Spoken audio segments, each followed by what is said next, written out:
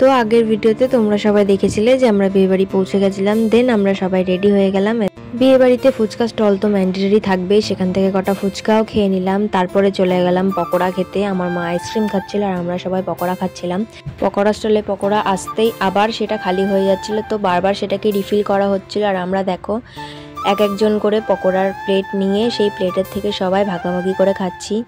মানে পকোড়া স্টল থেকে যে কোনো একজন প্লেট নিয়ে আসছে ভর্তি করে, আর আমরা সেখান থেকে কেড়ে কেড়ে নিয়ে খেয়ে নিচ্ছি। এভাবে আমাদের ইয়ার্কি আড্ডা সব চলছিল। দেখো তো আমার বর এখানে এক প্লেট পকোড়া নিল আর সেটা সবাই খেয়ে নিল।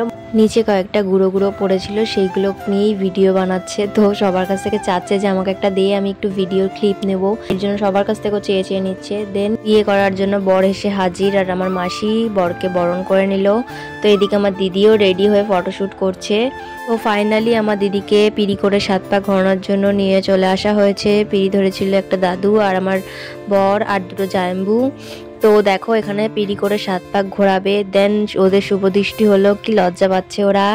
তো এখানে আমাদের একটা রিচুয়াল আছে যে কাপড়ের নিচে শুভদৃষ্টি হয়। কাদের কাদের এই রিচুয়ালটা আছে আমাদেরকে অবশ্যই জানাবে।